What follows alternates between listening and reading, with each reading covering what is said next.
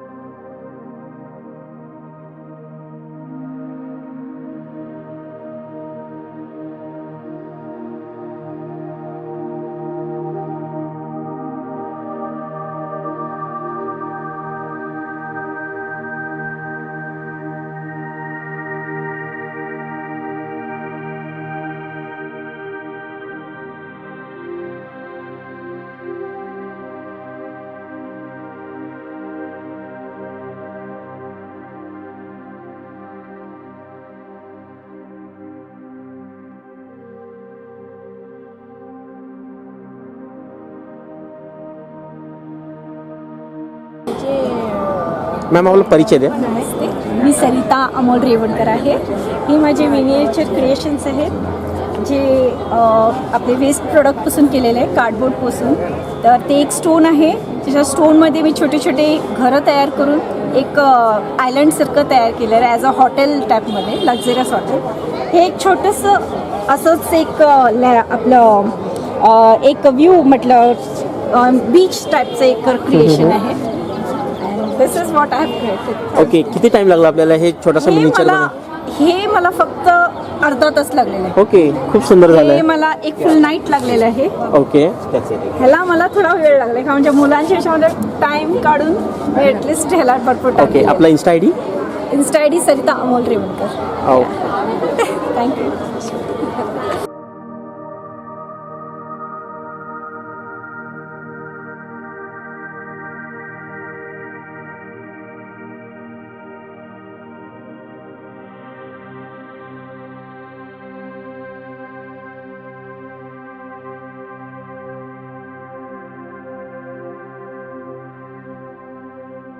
हरिओम, माझे नाव गिरीधर साईनाथ वेळणेकर. मी इयत्ता 12वीत शिकत आहे, संगमेश्वर महाविद्यालय. आणि मी असं पेंटिंग पण करतो, हे माझं आवड आहे आणि यातच माझं करिअर करणार आहे. तुम्ही आता पेंटिंग्स बघू शकता. आज किती पेंटिंग्स आणलेत आपण? माझे एक 20-21 पेंटिंग्स झाले. ओके, हे आता जे पेंटिंग्स इथं लावलेले आहेत त्यांना काढण्यासाठी कमीत कमी वेळ किती लागतो, जास्तीत जास्त वेळ किती लावले तुम्ही? कमीत कमी एक 3-4 दिवस लागतो, जास्तीत जास्त 1 आठवडा. अच्छा, हो. तर हे किती वर्षापासून आपण करताय हे सगळे पेंटिंग्स? हे मी लहानपणापासूनच मी करत आहे आणि हो, लहानपणापासून. बरं, तुमचा इंस्टाग्रामचा आय डी द्या. इंस्टाग्रामचा आय डी आहे गिरी आर्ट्स. ओके.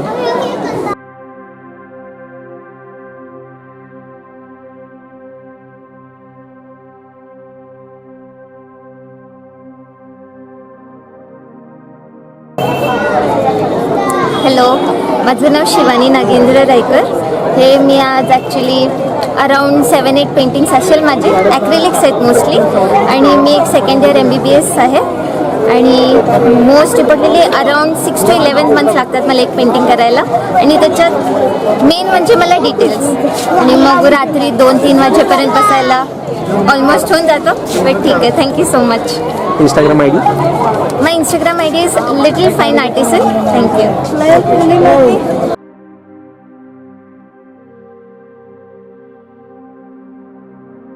सो नमस्कार, मी रोहन दिनेश अन्वेकर आहे. अजून हे मी इथं एक्झिबिशन लावलं आहे फॉर माय मिनिएचर्स. सो हे आधी तर मी सगळं मॉडेल्स आहे जे वेस्ट मटेरियलपासून बनवलं आहे सगळं, आणि त्यामधलं सगळं काही बाहेर आणले, काही मी घरी बनवलं आहे. त्यामधलं किती दिवस अजून सगळं वेस्टच आहे. अजून त्यामधलं हे दाखवू शकता की सगळे मिनिएचर आहेत, सगळे इन्स्पायर्ड आहेत. एक इन्स्पायर्ड आहेत, एक साईज मी स्वतःने मनाने बनवलं आहे. काही मी स्वतः इमॅजिनेशनने बनवलं आहे, जसे की ते द्वारका आहे. तसं लय आहे जे मी ब्लूप्रिंट पण घेतलं आहे, जे मी स्वतःने पण बनवलं आहे सगळं. आणि मोस्टली सगळे कार्डबोर्ड आहेत, cardboard, clay, thermocol and that's all. आणि जे मी पॅकिंग करतो ते आहे ओनली ॲक्रेलिक शीट, आणि ते पण मी घरीच आणून घरीच कटकन व्हॉट इज द साईज त्याच्या अनुसार मी कट करून त्याला हे करतो, पेस्ट करतो. So Insta I D? So हे माझी इंस्टा आय डी आहे, तिचं नाव आहे Mr.-do.rama. सो तुम्ही सर्च करा, मला माझ्याशी कनेक्ट व्हा. थँक्यू.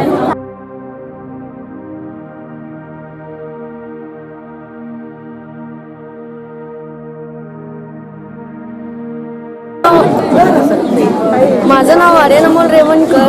मी आता 8वीमध्ये शिकत आहे. मी आज मिनिएचर्स मॉडेल्स केलं आहे, अजून बंदूक पण केला आहे. ह्याला करायला मला फक्त 1 दिवस लागला आहे. Okay.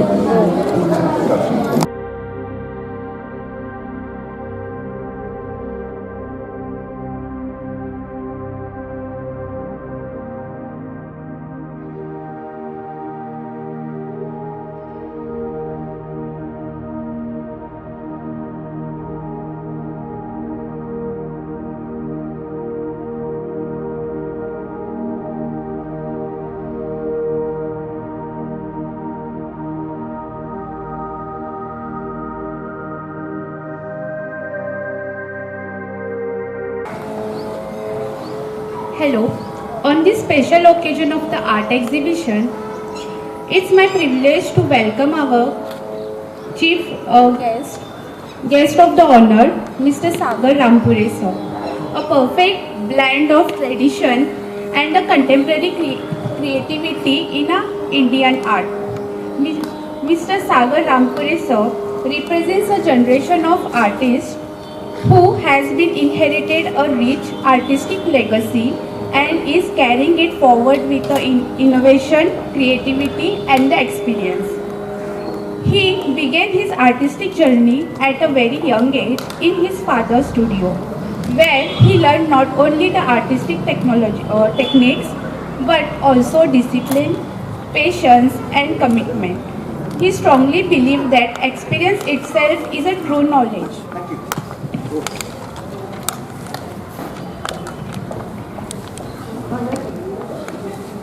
Sir's special expertise are in realistic portraits, hyper-realistic sculptures, contemporary sculptures.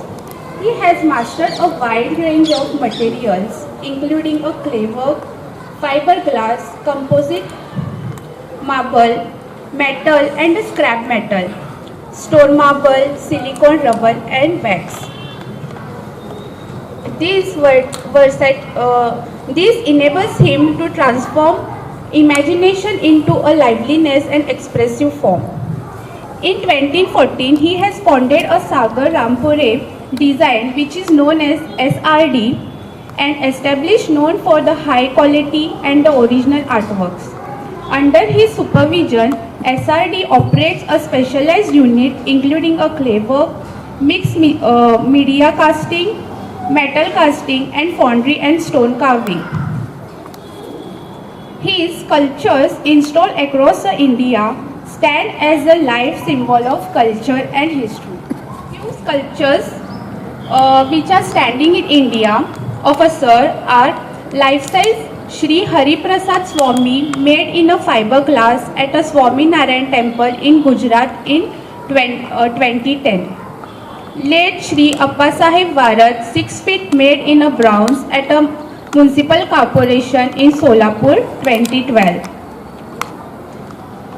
15 feet Bashveshwar Maharaj sitting on a horse made in a bronze at a various cities in Karnataka. Also the well-known sculpture which is located in a Pune of Pillaji Rao, Jadav Rao and 11 Mauras made up of bronze at a main circle in Nanded city. Also he has made a sculpture of Sindhutai Sapkal made from a silicone rubber. Sagar Rampure sir's journey remembers us that the art is just to be seen but to be experienced.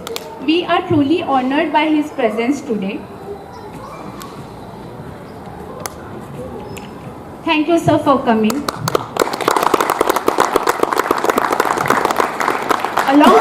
Along with Sagar sir, also today we have a Sanjay Nora sir, artist born and brought up in Solapur. Now he is settled in Pune. He has joined a Abhinav Kala Mahavidyalaya in Pune and Sangli for his education. He explored a various forms of painting. He received more than 30 awards from the Bombay Art Society of India, Camel Art Foundation, Prafulla Art Foundation and many more. Named as Bindu Art Studio, where he has enabled to learn and experience the art and the skills. So thank you, sir, for coming today.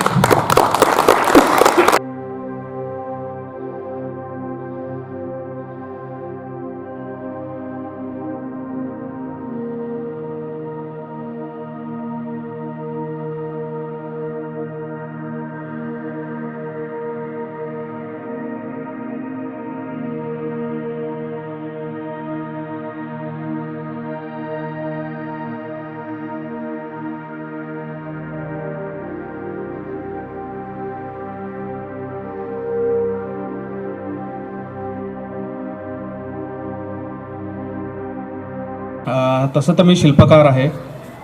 माझे वडील, माझे आजोबा, माझी तिसरी पिढी आहे जे आम्ही ह्या कले क्षेत्राला वाहून दिलेली आहे. आणि जगभरामध्ये आम्ही आमचं कलेचं प्रदर्शन पण करतो, कला दाखवतो पण, सादरीकरण पण करतो. आणि ही जी काही कला आमच्यामध्ये आलेली आहे ही सगळी देवी जरी देणगी असली तरी त्याला थोडंसं काय म्हणतो आपण शार्प करणं, त्याला आकार उकार देणं, ह्यासाठी आपल्याला शालेयापासून मेहनत करावं लागते. त्याच्यानंतर आम्ही कॉलेजमध्ये जातो, कॉलेजमधून नंतर मग पुढे स्वतःच्या एक कामातूनच प्रत्येक याच्यामधून नवीन नवीन काहीतरी शिकायला मिळतं आणि स्वतःची कामामध्ये प्रगती करत जातो आम्ही. तर असं हे करत असताना आता आज ह्या सर्व लहान मुलांचे जे काही चित्र आम्ही बघितले तर याच्यामध्ये असं दिसून येते की बाबा यांच्यामध्ये जन्मतः ते गुण आमच्यासारखे आलेले आहेत. फक्त याला थोड्याशा अजून फांद्या फुटायला पाहिजे, थोडंसं अजून वाटचाल दिली गेली पाहिजे. जसं शाळा शिकत असताना आपण सगळ्या मुलांना सांगतो की बाबा शाळेचं तुम्ही होमवर्क करा घरामध्ये. आपण मॅथ्सचं होमवर्क करतो, सायन्स करतो, इतर सगळे सब्जेक्ट करतो, पण ड्रॉइंगचं होमवर्क नाही करत किंवा इतर स्पोर्ट्सचं होमवर्क नाही करत किंवा गायनचं होमवर्क नाही करत. त्याला आपण थोडंसं दुर्लक्ष करतो त्या सगळ्या गोष्टींकडे. तर ते पण छंद आहे, ते पण तुमचं करिअर आहे, त्याच्यामध्ये पण खूप मोठमोठे ऑपॉर्च्युनिटीज आहेत. या गोष्टींचा थोडा विचार करून इतर सब्जेक्टसारखं ह्याला पण तुम्ही ट्रीट केलं पाहिजे. ह्याला पण थोडंसं काय म्हणतो एक उंची मिळून दिली पाहिजे, एक स्टेटस मिळून दिलं पाहिजे. आज आपण सोलापूरमध्ये आहोत आणि मला गर्वाने सांगायला हे आनंद होते की बाबा जगभरामध्ये भारतामध्ये सर्वात जास्त कलावंत जर कुठून निघाले आहेत तर ते सोलापूरमधून निघालेले. वेगवेगळ्या क्षेत्रात असू द्या, चित्रकलेमध्ये, शिल्पकलेमध्ये, गायनमध्ये, ललित कलेमध्ये, आपल्याकडे पक्षीतज्ञ आहेत. सगळ्या ललित कलेमध्ये सोलापूर हा 1 नंबरवर आहे.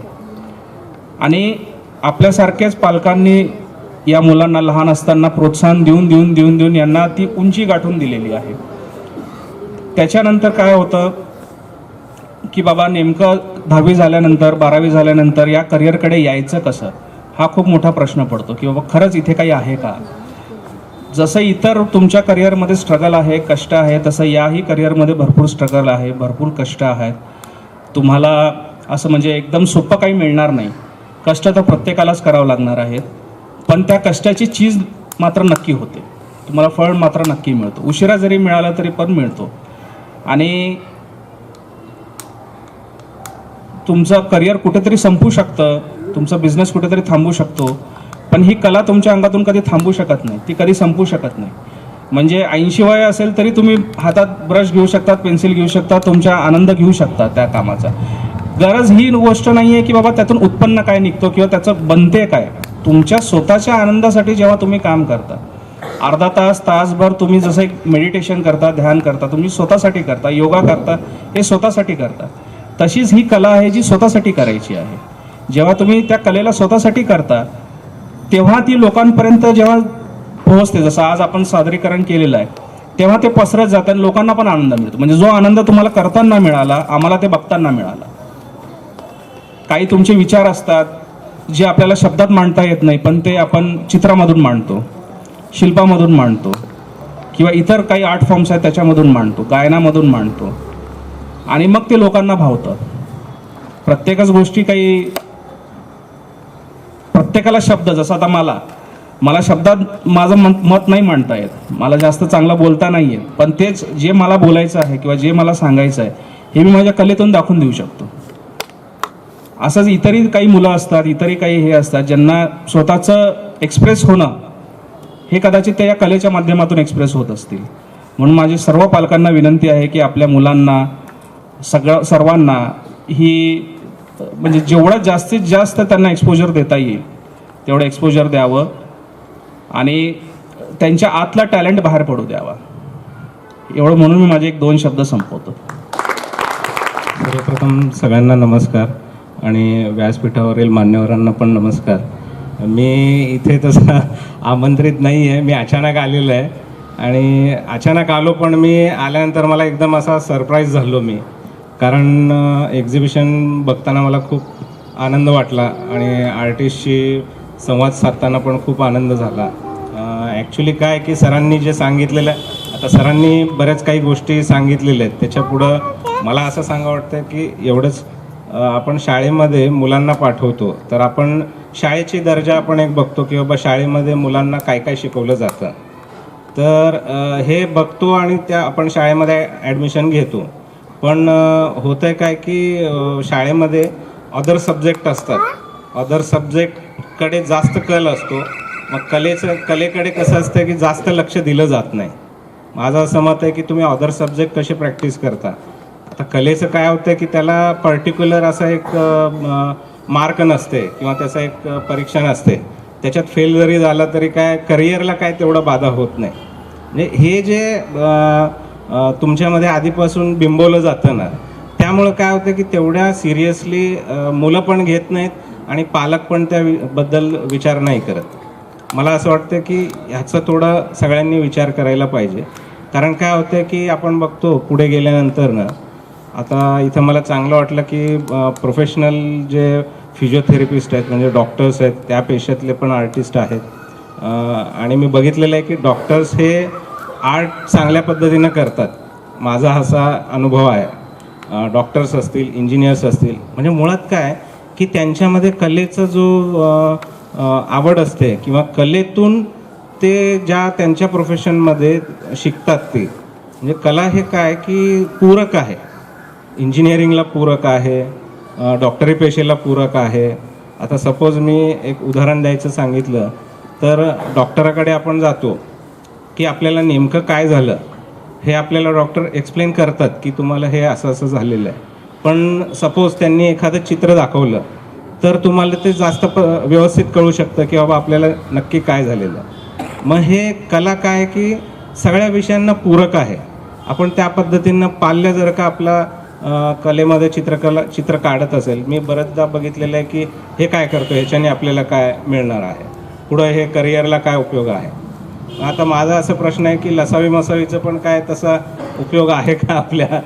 तसं आपण सगळ्याच गोष्टींना उपयोगाच्या तत्त्वावर बघितलं तर ते ग्रो होऊ शकत नाही. आपण शेवटी आपण कसं आहे की आपल्या नॉलेजसाठी आपण जेवढं काही गोष्टी नवीन शिकतो, आणि कला तर काय सगळ्यांचा बेस आहे. याच्याबद्दल बोलायला गेलं तर हिस्ट्री आपण बोलायला गेलं तर खूप आहे. आदिमानवाच्या काळापासून जर आपण एक्सप्रेस करायच्या गोष्टी ज्या आहेत, आपल्याला काय वाटतं आहे, हे चित्रकलेतूनच भाषेच्या आधी पण चित्रकलेचा विकास झालेला आहे. चित्रकलेच्या नंतरनं भाषा विकसित झाली. म्हणजे स्वर आपण नंतरनं स्वरातून आपण बोलायला लागलो, त्याची व्यवस्थित लिपी तयार झाली. म्हणजे चित्रकला ही इतकी प्राचीन आहे. मग हे काय आहे की नॅचरली सगळ्यांना वाटतं आहे. मला तर असं वाटतं की सगळेजण चित्रकार म्हणूनच जन्माला येतात, पण ते चित्रकार बरेच जण टिकवत नाहीत, स्वतःतलं चित्रकार टिकवत नाहीत. मला असं वाटतं की ह्याबद्दल पालकांनी विचार करायला पाहिजे की तो सपोज आपला पाल्य चित्रकलेमध्ये काहीतरी करत असेल, त्याला त्याचा वेळ दिला पाहिजे. आपण त्याच्यातून त्याला डायवर्ट नाही करायला पाहिजे की नाही तू हेच कर, इतर विषयाचं तुझं राहिलं आहे. आपण काय सगळ्या विषयामध्ये थोडं परफॉर्मन्स केलं तर ठीक आहे. आपण ग्रो करताना आपण असं नाही सांगू शकत की 6वीलाच तुला इतकेच मार्क पडले मग पुढं काय होणार, असं नाही होऊ शकत. आपण कितीतरी उदाहरण बघितलेले आहेत की त्यांचं शालेय जीवनमध्ये ते काही चांगलं व्यवस्थित परफॉर्म करू शकले नाही, पण नंतरनं ते ग्रेट पीपल बनले. हे आपण त्यांना त्या बाबतीत प्रोत्साहित करायला पाहिजे असं मला वाटतं. एवढं बोलून मी माझे 2 शब्द संपवतो.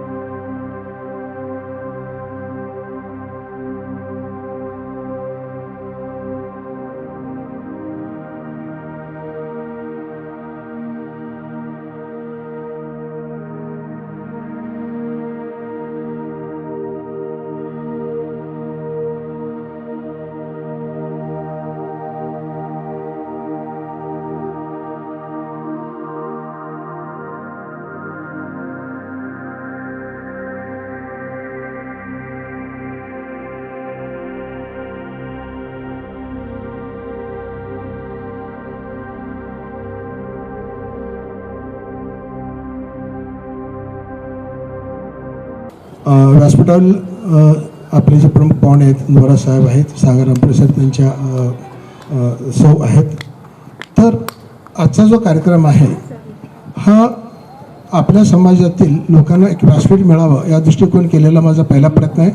आणि अशा प्रयत्नाच्या वेळी खरोखर आपल्याला सागर रामप्रसादसारखे आणखी नोरासारखे मार्गदर्शन करणारे मिळावे हे फार मोठं भाग्य आहे. अगोदरच मी काय केलं होतं की या मुलांना रामपुरींच्या स्टुडिओमध्ये घेऊन गेलो होतो ताकी त्यांना लक्षात यायला पाहिजे की केवळ कलाकार हा चित्र आणि कागदापुरता मारीत नव्हतो, कुठपर्यंत एक उत्तम झेप घेऊ शकतो.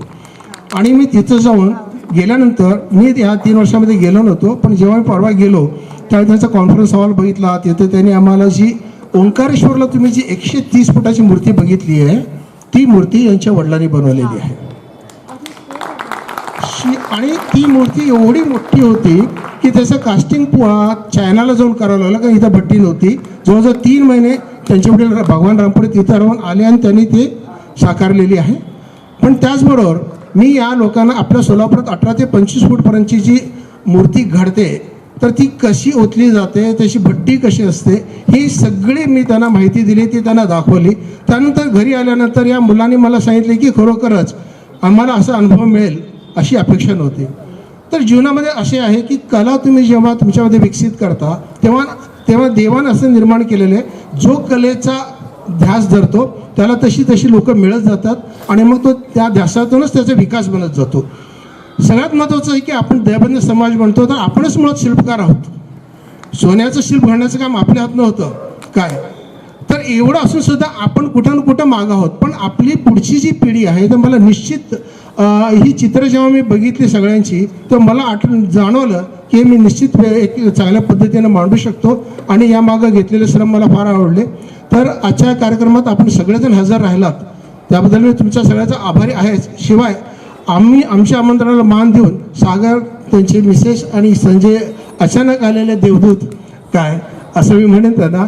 तर त्या सगळ्यांसाठी क्रिएटिव्ह कारवारी एक्झिबिशनला आत्ता भेट देण्याचा योग आला आणि या सगळ्या मुलांनी खूपच सुंदर त्यांची कला इकडे दाखवलेली आहे, की जोपासली आहे छान आणि खूप सुंदर चित्र आहेत, खूप सुंदर मिनिएचर मॉडेल्स आहेत, इन्स्टॉलेशन पण हे म्युझिक रिलेटेड खूप सुंदर झालं आहे. या सगळ्या मुलांनी ही हॉबी त्यांची अशीच जपावी, चालू ठेवावी आणि नक्कीच हे खूप पुढे जातील. थँक्यू. नमस्कार, माझं नाव सिद्धराम पुराणिक. मला इतिहासात बर्ड वॉचिंग, स्टार गेझिंग अशी आवड असल्यामुळं एक मी मॅथमॅटिक्सचा शिक्षक आहे, त्यामुळे कुतूहल आहे. आणि नितीन आणवेकरांमुळं मी ह्या गटामध्ये सामील झालो वारसामध्ये. आणि सिद्धार्थ हे सुंदर सुंदर फोटो काढतात, त्यामुळं आज हे मिळालं नसतं तर मग मला वाईट वाटलं असतं, मिस झालं असतं. पण नितीनमुळं मला हे संधी बघायची संधी मिळाली आणि फार सुंदर चित्र आहेत. उदाहरणार्थ सांगायचं तर आपण काही चित्रांचा विचार करूया की गिरीधर वेर्णेकर यांनी काढलेलं हे जे काही याचं हा एकतर कॅनव्हासवर काढलेला आहे. शक्यतो आपल्याला मोठे कॅनव्हास बघायची सवय आहे, पण हे लहान कॅनव्हासवर काढलेलं ॲक्रिलिक पेंट्समध्ये काढलेलं नरसिंह अवताराचं पहिलंच चित्र मला एकदम त्याने मोहून टाकलं, हे खूप अट्रॅक्टिव्ह वाटलं आणि हळूहळू ती उत्कंठा वाढत गेली.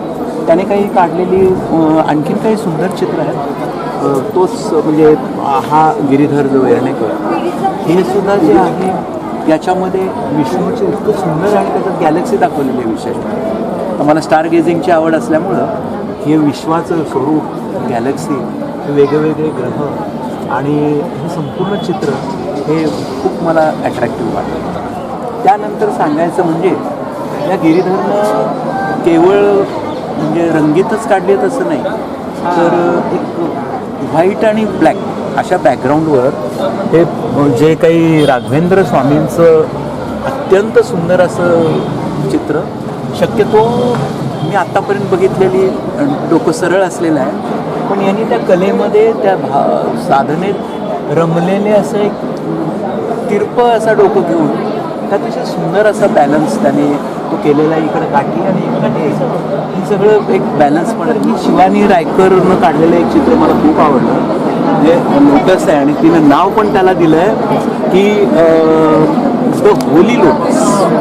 नाव मला खूप आणि खरंच ते होली वाटलं. मित्रांनो, मी फोटोग्राफर आहे. फोटोग्राफी आणि व्हिडिओग्राफीचे सगळे सर्व्हिसेस देत असतो. जर का आपल्याला कोणतेही कार्यासाठी जसं की लग्न, कॉन्फरन्स, सेमिनार यासाठी जर का फोटोग्राफर किंवा व्हिडिओग्राफर पाहिजे असेल तर तुम्ही मला संपर्क करू शकता. Service all over Bharat.